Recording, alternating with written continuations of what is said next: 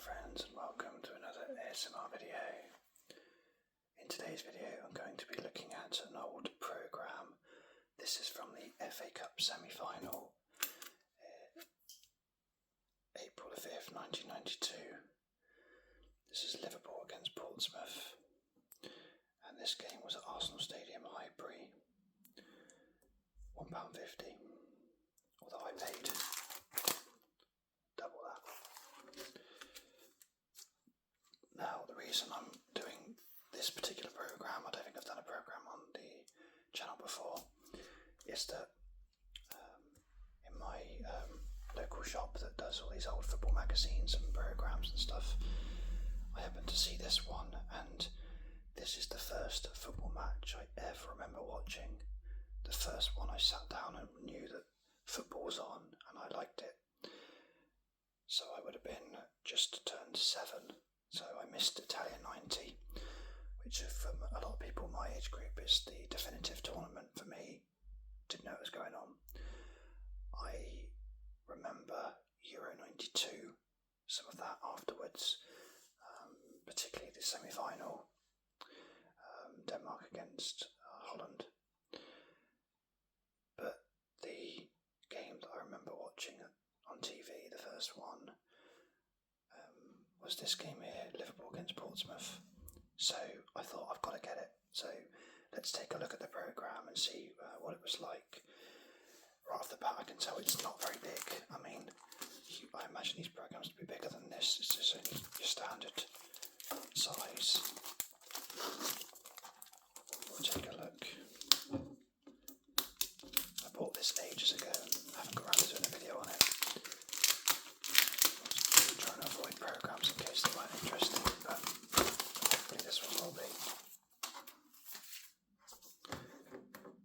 Apologies for the line going across the screen here. It's summertime, eventually, and we've got not the best blackout blinds. We've got a bit of a line going across, but hopefully it won't spoil the experience too much.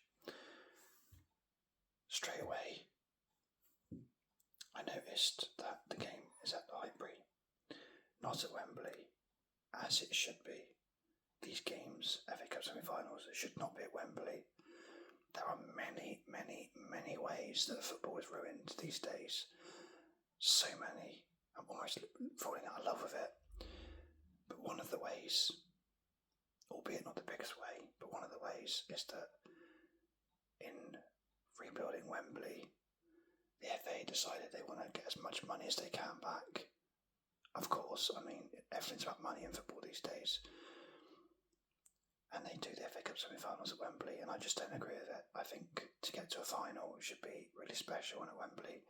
So neutral grounds for FA Cup semi-finals, brilliant. I mean, Villa Park is the classic. Man United, Arsenal in the semi-final in '99 is obviously one that most people remember. I have to say though, despite saying that, I don't think this is a false memory, but the following season, so this was 92-93, when I was really into football, I remember watching the FA Cup semi-finals, and it was weird because there were two derbies. There was Arsenal against Tottenham and Sheffield United against Sheffield Wednesday, and they were at I'm sure they were at Wembley. I don't know why, but I'm sure they were at Wembley. But I still don't agree with it. Anyway, let's move on. Let's look at the actual programme. Of course, we've got John Barnes on the front, and we've got Darren Anderton. So, John Barnes of Liverpool, Darren Anderton of Portsmouth. He moved, I think, the following season to Tottenham. John Barnes stayed at Liverpool for another, probably 5 or 6 years, I think. This is just before the Premier League. Liverpool changed their badge the next season as well, to commemorate the 100 years anniversary, a centenary, shall I say. So let's take a look what we got here.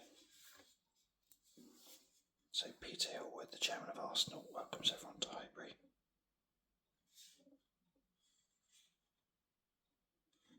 Got some forthcoming FA finals. Geesley against Wimborne Town. That's essentially one of my local teams, Wimbledon Town. Didn't know that when they were in the final. So it's something about charity, which is especially children's charity. Brilliant. We've got some Arsenal information here. So it's very much an Arsenal programme, not an FA programme. England v Brazil, 1992.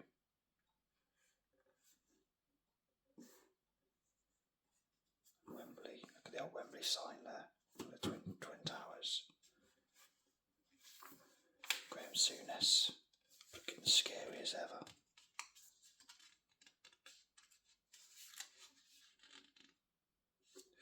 So Souness says, our aim is always to win the league championship, and if that's beyond us, to finish as high as possible.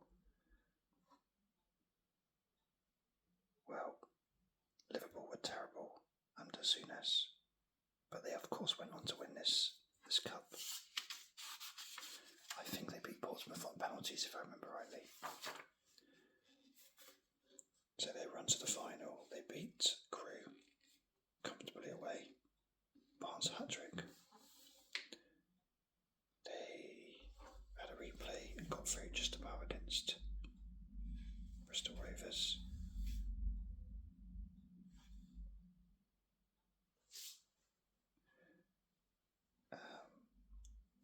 Two different Saunders scored. They beat Ipswich in a replay. And then they beat Aston Villa. So not the most difficult run to the final, the semi-final, or even the final actually, considering they played against Portsmouth, who I think Portsmouth would have been in what is now the Championship at the time. I hate that Adidas template with the three stripes going down like that. Candy's a classic sponsor for Liverpool though. And you've got the Football League badge, so instead of the Premier League badge.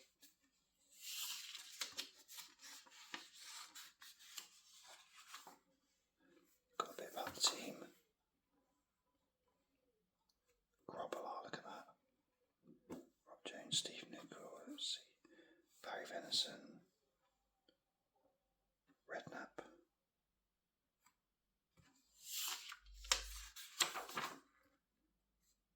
John Barnes is probably one of the stars, and of course Ian Rush as well. But Bannerman was a brilliant player.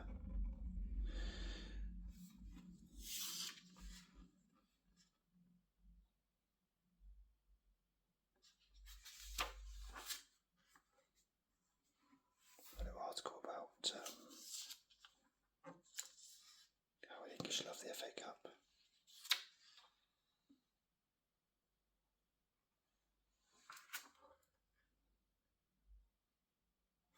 Article of Bruce Grobbelaar. I remember that kit because I think I had a football figure of Bruce Grobbelaar in that kit.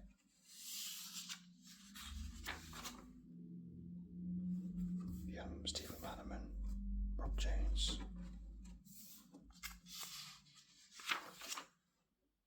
God, look at John Watson.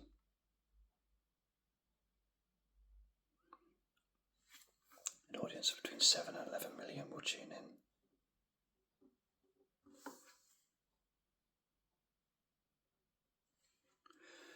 I have to say, John Watson was not the best for me. I always preferred Barry Davies. Barry Davies was by far better than John Watson.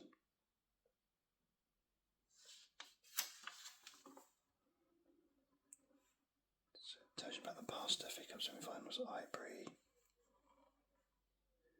So the last one was, they obviously had a run 84, 83, 82, 81. And then wasn't used for another 8 years. Andy Gray. What a great kit, Southampton. They've had some lovely kits. And here's the team. Oh my god, the staples have gone all like horrible and brown, and they're like coming off in my hand. They're all rusted away.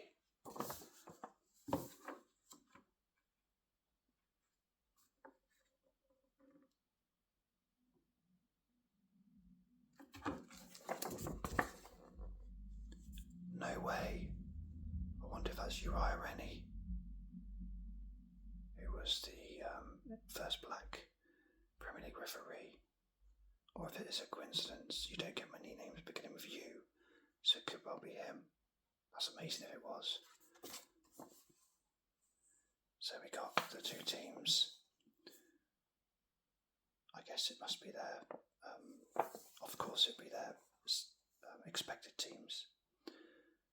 So we've got some great players here. So John Beresford obviously had a good career in the Premier League. Kit Simon's a good player. Guy Whittingham scored a load of goals for Portsmouth. I think the season after he was unbelievable. And of course Darren Anderton.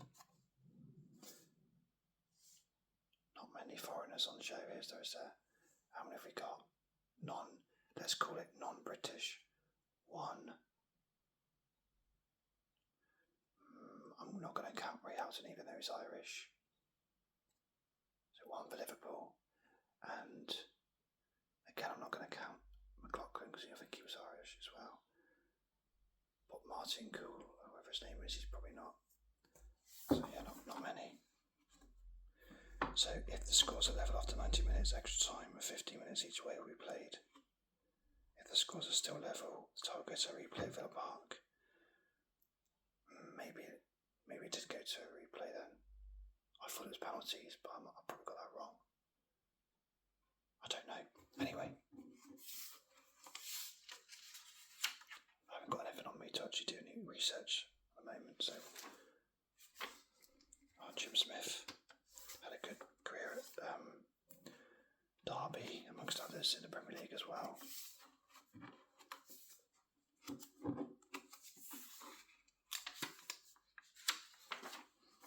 So how did Portsmouth get through? So Exeter, Leyton Orient, Middlesbrough. Good win in the replay.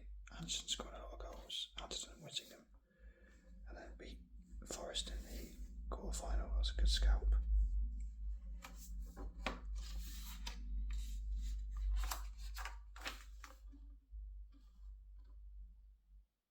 Kai Whittingham.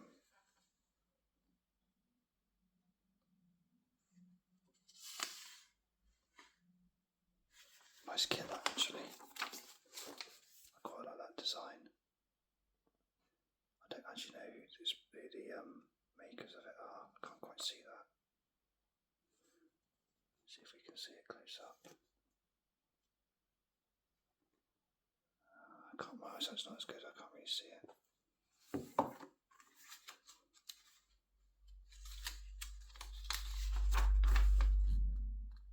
Maybe I'll have more luck on this page. Bear with me a second.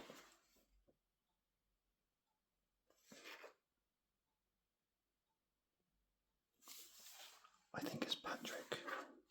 I remember them making boots, shin pads, but I don't remember shirts, but there you go.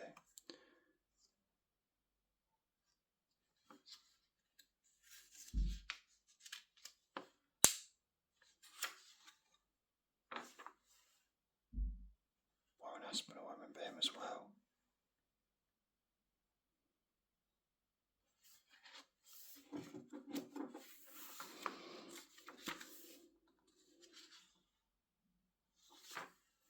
Darren Anderson again.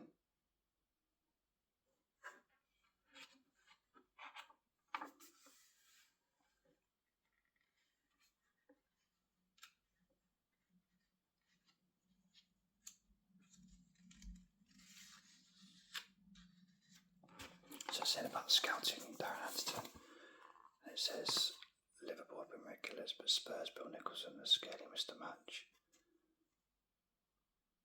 Of course he didn't have at Spurs.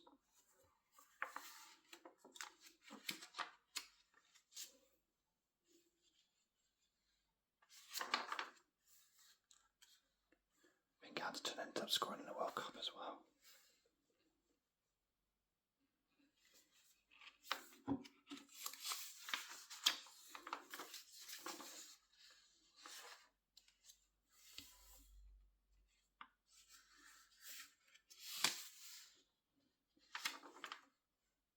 Little crossword.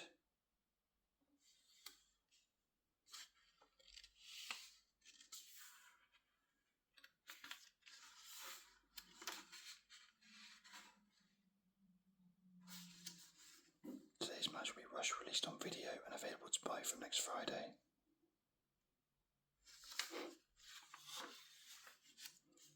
Possible replay at Villa Park, so they actually moved the venue for the replay. They've already got a date for it as well. They've even got the ticket details for a game that might even happen. Wow.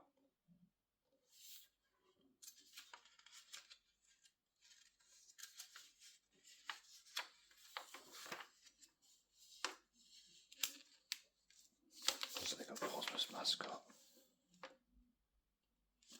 Liverpool's identity for Liverpool mascot is supposed to be a surprise, even to young Liverpool supporters are concerned.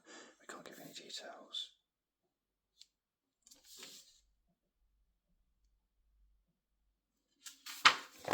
Let's say Patrick.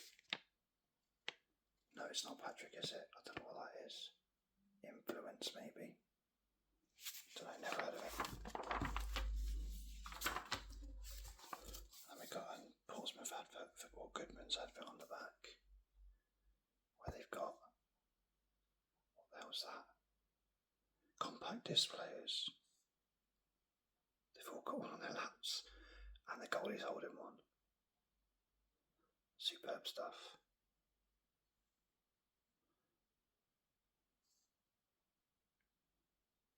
Lovely. And there we have it. That was a quick look at the programme from 1992. I have to say the nostalgia didn't really bite too much. There were articles in there, but there weren't really many adverts and things to really make you think of the age. But still, it was nice looking back through it. And I just feel really embarrassed. I don't even know what the replay, what the score was in the game. That's really bad, isn't it? As I say, I can't look now, so I'll leave it for you guys to get frustrated at me for not knowing my stuff. But anyway, thank you so much for watching, and I'll catch you on the next video. Cheers.